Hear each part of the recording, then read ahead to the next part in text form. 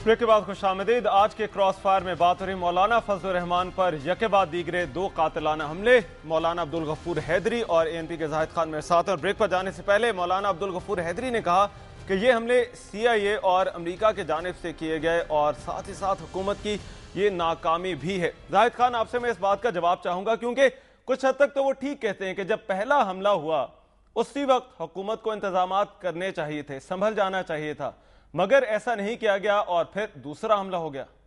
देखिए, जो पहले हमला हुआ वो भी नाकाम बना दिया गया। हुकूमत के एहलकारों ने जिनने शहादत नोश किए पुलिस ने, और दूसरा हमला भी हमारी पुलिस के वैन पे किया गया जो उन लोगों ने नाकाम बना दिया। ऐसे नहीं है।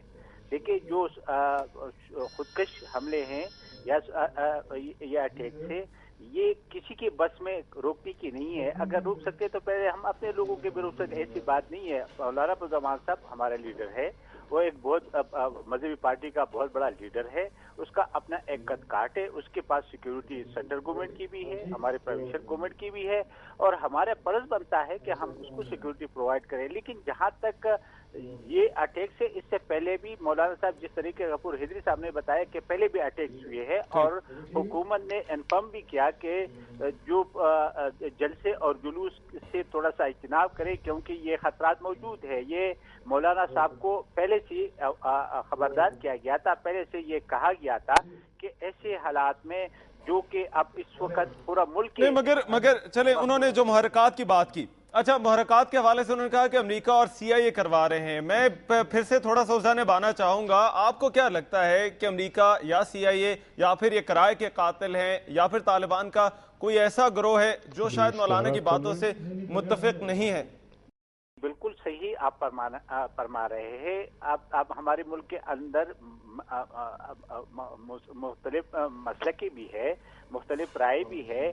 जरूरी नहीं है कि एक जो पॉलिटिकल लीडर्स या जो मजहबी लीडर उसके सारे उसी तरह की बात सुनते हो या मानते हो।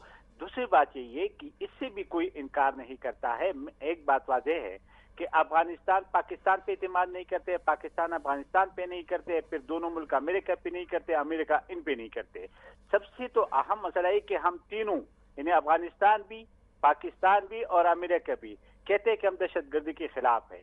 तो क्या वजह है कि हम मिलकर इकट्ठे होकर हम अपने ये जो खदशात है इसको दूर करें, और एक ये दहशतगर्दी का जो रास्ता है एक इकट्ठे रुके। हम जो इंटेलिजेंस इदारे हैं हमारे, देखिए जाहिद खान साहब, इसको किसी तरह से रोकना है ना। माना आपकी बात के खुदकुश हमलावर को नहीं रोका जा सकता। मैं आपकी जानिब वापस आऊंगा, इसी नुक्ते पर आपसे बात करूंगा।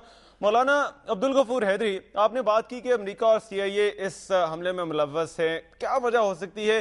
क्योंकि ये कहा जा रहा था कि शायद मौलाना की बातें तालिबान के किसी ग्रोह को पसंद नहीं आ रही। मौलाना ने कई बार प्रेस कॉन्फ्रेंस में इस तरह के इशारे दिए कि अपने मुल्क के खिलाफ जंग ठीक नहीं। तो आपको लगता है ये तासुर भी दुरुस्त हो सकता है?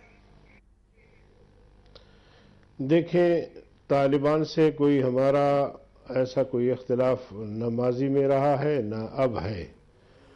अब वो कोई अगर सूरत हाल ऐसी सामने आती है तो वो बाद की बात है, लेकिन आलमी इस्तेमार अमेरिका और जो उनकी पॉलिसियां हैं उनको हमने हमेशा कंडम किया है, और पाकिस्तान के अवाम को और आलम इस्लाम को उनके साजिशों से हमने हमेशा आगाह किया है। और अभी भी आप देखें कि दुनिया के कई इस्लामी ममालिक में शोरश शुरू है, और बहुत सारे ऐसे ममालिक हैं जिनकी क़यादत तब्दील हुई है। लीबिया के अवाम का कत्लेआम किया जा रहा है, और नेटो के अपने इत्तेहादियों को साथ लेके मुसलमान ममालिक पे चढ़ दौड़े हैं। तो ये चीज़ जो है वो हमारे सामने होती है, और हमने हमेशा अमेरिका के इस किस्म के इक़दामात को कंडम किया है।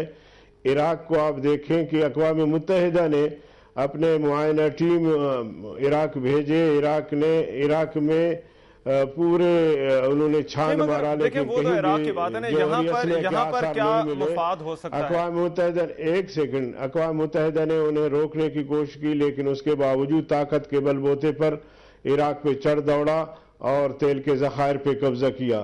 तो बहरकैफ जमीयत उलमा इस्लाम का एक नुक्ते नज़र है, और हम समझते हैं कि अमेरिका आलम इस्लाम का दुश्मन नंबर 1 है, ان کے جو بھی عزائم ہیں عالم اسلام کے لیے، ان عزائم کو ہم عوام کے سامنے رکھ رہے ہوتے ہیں۔ یہی ایک دشمنی ہے میں سمجھتا ہوں کہ امریکہ یا ان کے اداروں کا، ورنہ ہم نے ہمیشہ سیاسی انداز سے دلیل کی بنیاد پر اپنا نقطہ نظر پیش کیا ہے۔ کبھی ہم نے کوئی اسلحہ کی بات نہیں کی، کبھی ہم نے کوئی جذباتی بات نہیں کی۔ آج کی بات آپ دیکھیں، کل بھی حملہ ہوا مولانا صاحب پہ، آج بھی اگر مولانا فضل الرحمان صاحب اور ہم اپیل کرتے تو میں سمجھتا ہوں کہ اس وقت پورے پاکستان میں آگ لگ چکی ہوتی، لیکن اس کے باوجود ہم نے اپنے کارکنوں کو، مسلمانوں کو، پاکستانی قوم کو یہ تلقین کی ہے کہ صبر اور حوصلے سے برداشت کریں، اپنے ملک کا نقصان نہ کریں۔ اچھا، مگر مولانا عبدالغفور حیدری صاحب، کہا یہ جا رہا ہے کہ وکی لیکس کے بعد کہا یہ جا رہا ہے، کہنے والے یہ بھی کہتے ہیں کہ وکی لیکس کے بعد مولانا کے کردار کے حوالے سے، ان کی شخصیت کے بارے میں بہت سے سوالات اٹھے، اور آج جو وکی لیکس کی خبریں آئی ہیں کہ بھارت میں جو امریکی سفارت خانہ ہے اس کی جانب سے جو کچھ کہا گیا کہ مولانا پاکستانی کے سیاست میں کوئی بہت بڑا کردار چاہتے ہیں، آپ سمجھتے ہیں کہ اس طرح کی باتیں آنے کے بعد شاید کوئی طالبان کا گروہ ہے جو کہ اب مولانا کے خلاف جا رہا ہے یا ان سے مخاصمت میں یہ سب کچھ کر رہا ہے؟ بہرحال دیکھیں، میں نہیں سمجھتا، امریکہ بہرحال اس کی کوشش ہوتی ہے کہ مولانا صاحب کے جو کردار ہے اس کو وہ متنازع بنائے اور اس طرح کی خبریں چلوائیں۔ وکی لیکس والے کون ہیں؟ وکی لیکس والے بھی تو انہی کے حاشیہ بردار ہیں، اور وکی لیکس کو اگر یہ سارا چیز مل جاتی ہے، اور یہ آپ کیا سمجھتے ہیں کہ یہ امریکہ کی اپنی ناکامی نہیں ہے؟ اور میں سمجھتا ہوں کہ ایک ملاقات جو امریکی سفیر نے مولانا فضل الرحمان سے کی تھی، اور وہ بھی بار بار اصرار کے بعد مولانا صاحب نے انہیں ٹائم دیا، تو آپ کیا اندازہ لگا سکتے ہیں کہ پہلی ملاقات میں مولانا فضل الرحمان صاحب ان سے ایسی بات کر سکتے ہیں؟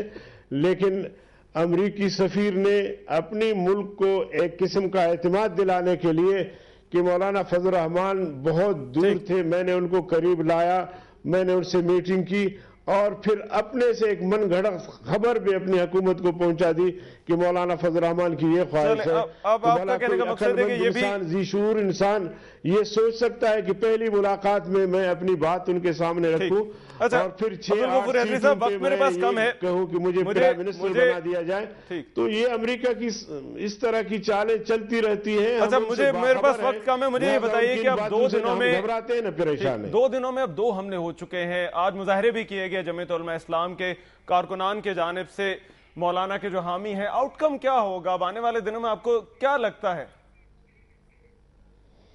دیکھیں جی، ہم نے تو اپنے کارکنوں کو صبر کی تلقین کی ہے، اور آج بھی ملک بھر میں ہمارے جلسے بھی ہوئے، مظاہرے ہوئے، کل بھی ہوئے ہیں، اور کل انشاءاللہ جمعۃ المبارک کے بعد ملک بھر میں ہم نے کال دی ہے احتجاجی جلسوں کا، مظاہروں کا، لیکن اس کے ساتھ ساتھ ہم نے اپنے کارکنوں کو کہا ہے کہ آپ امن سے رہیں، قومی املاک کو نقصان نہ پہنچائے، کسی دکان کو نقصان نہ پہنچائے، کوئی سڑک بند نہ کرے، بلکہ پرامن اپنا احتجاج جو ہے وہ پاکستان کے حکمرانوں کے سامنے بھی رکھے، دنیا کے سامنے بھی رکھے کہ آخر ہمیں دلیل کی بنیاد پہ ہم بات کرنے والے اور دلیل کو ماننے والے، اعتدال کی بنیاد پہ سیاست کرنے والے، اعتدال پسند لوگ، سیاست، جمہوریت، آئین، اور اس کے باوجود ہمیں کس بات کی سزا دی جا رہی ہے۔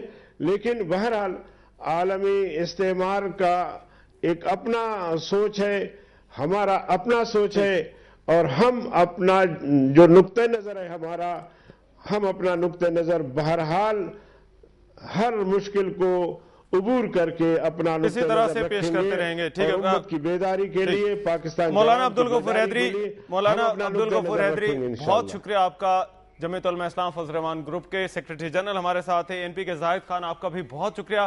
مولانا فضل الرحمان پر 2 قاتلانہ حملے اور 2 دنوں میں یہ سب کچھ ہوا، اس پر بات ہو رہی تھی کراس فائر میں، بہت سے سوالات اٹھتے ہیں، شاید ان کے جواب آنے والے دنوں میں مل جائیں۔ ایک اور بڑا سوال، گزشتہ روز موہالی میں ہونے والا کرکٹ میچ تو ہم ہار گئے، مگر وہاں جو سیاست کا میچ ہوا، اس میچ کا کیا بنے گا؟ کراس فائر میں اس پر بات ہونی ہے اس بریک کے بعد۔